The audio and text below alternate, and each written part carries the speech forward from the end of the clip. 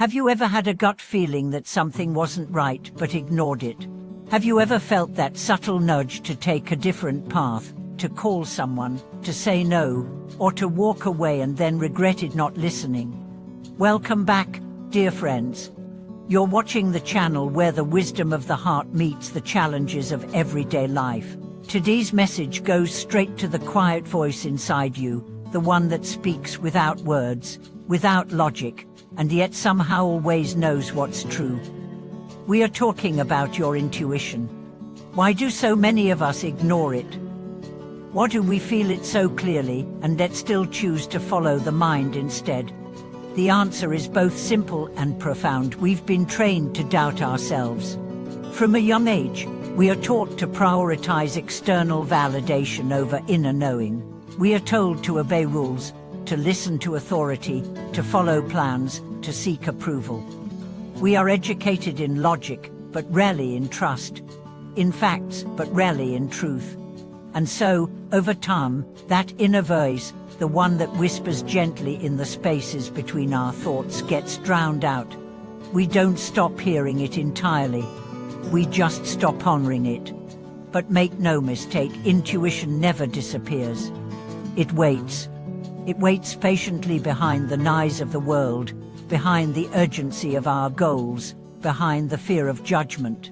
It waits for us to become still enough, honest enough, brave enough to hear it again. Let's explore what intuition really is. Intuition is not fantasy. It is not wishful thinking. It is not just emotion. It is a deeper intelligence, one that arises not from the analytical mind, but from the unified field of presence. Some call it inner wisdom, others call it spiritual guidance. The label doesn't matter. What matters is the knowing, the unmistakable feeling of this is right, even when it makes no sense. There's a story of a woman who was about to get on a train. Just before stepping aboard, something in her stomach turned. She couldn't explain it. There was no visible danger, but the feeling was clear: don't go. She hesitated, then backed away. Moments later, the train derailed just outside the station. Her body had known before her mind did. You've probably experienced this yourself. You meet someone and something feels off even though they're perfectly polite. You're offered an amazing opportunity, but a quiet part of you feels tense, hesitant. You walk into a room and immediately sense tension, even if no one is speaking. These are not random impressions. They are the deeper senses of your being tuning into truth that your conscious mind hasn't caught up to yet. So why do we ignore this voice? Because it often challenges our plans. Because it rarely comes with proof. Because it speaks in silence, not in arguments. And because following it often requires courage. It may tell you to walk away from a high-paying job. It may tell you to end a relationship everyone else thinks is perfect. It may tell you to take a leap with no safety net. And the mind, the trained, logical, conditioned mind, will panic. It will tell you that you're crazy, that you're irresponsible, that you need guarantees. But the soul doesn't deal in guarantees. It deals in growth. And growth often begins where logic ends. Now let's get practical. How can you recognize the voice of intuition? First, it feels clear, not anxious. It's calm, grounded, firm. It doesn't plead, it doesn't rush, it just knows. Second, it's persistent. Unlike mental chatter that changes every minute, intuition stays steady. You may ignore it, suppress it, distract yourself, but it doesn't go away. Third, it aligns with your deepest values. It doesn't flatter your ego. It calls forth your highest self. That's how you know.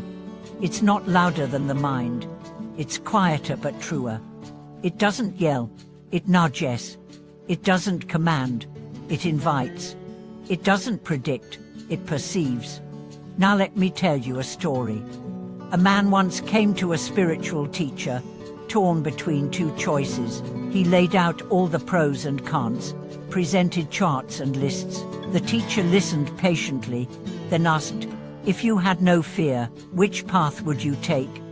The man answered immediately. "That," the teacher said, "is your truth." Intuition often speaks through that first, fearless voice, the one that arises before fear and doubt rush in. And here's the beautiful part: the more you honor it, the louder it becomes. Every time you follow your intuition, you strengthen your relationship with it. Every time you trust your gut and it leads you to peace, you build confidence in your inner compass. And over time, you become less dependent on external validation. You don't need everyone to agree with you. You don't need perfect logic for every choice. You just need to feel the quiet, steady me-est in your being and trust it. One of the greatest tragedies is how many people live lives designed by fear, not truth. They marry who they're supposed to. They study what's practical. They work jobs that pay, not that fulfill. They say yes when their soul is screaming no. And then they wonder why they feel empty. But you don't have to live like that. You can return. You can remember the voice that was always there. You can practice listening not to the noise, but to the knowing. Start small. Before making a choice, pause, breathe. Ask, what feels light? What feels heavy? Light doesn't mean easy. Heavy doesn't always mean wrong, but your body will tell you if you're forcing something or flowing into it. Meditation helps. Journaling helps. Nature helps. Anything that quiets the noise will bring you closer to your inner guide. And the more you listen, the more life begins to shift. Not always into comfort, but always into alignment. And alignment brings a peace that no success can imitate. You begin to make choices that don't just look good but feel right. You begin to trust that not knowing is okay, as long as you're guided from within. You begin to see that every time you ignored your intuition, you paid a price not of punishment, but of misalignment. But every time you listened, even when it was hard, you stepped deeper into your true life. There's a saying, when you ignore the whisper, life sends a shout. Better to listen early. Better to trust the whisper than to wait for the earthquake. Because your intuition is not trying to control you. It's trying to free you. It's not another voice in the crowd. It's the original voice, the one you were born with, the one that existed before fear, before conditioning, before noise. And when you return to it, you return to yourself. You remember who you are, not who the world told you to be, not who your trauma shaped you to become, but the one who knows, the one who feels, the one who, in moments of silence, speaks the truth you've been waiting to hear. So today, ask yourself, what has my intuition been trying to tell me? What would I do if I stopped being afraid? What would it feel like to live a life based on truth, not just on logic? Then listen, not with your ears, but with your presence. And if what you hear scares you, that's okay. Sometimes truth is terrifying because it asks for change. But on the other side of that fear is freedom. And your soul knows the way. Thank you for watching this video. If you've ever ignored your intuition and learned from it, or followed it and found truth, share your story in the comments. Your journey might help someone else trust their inner voice. Make sure to like, subscribe, and hit the bell so you don't miss the next message designed to bring you home, not to a place, but to your own deepest knowing.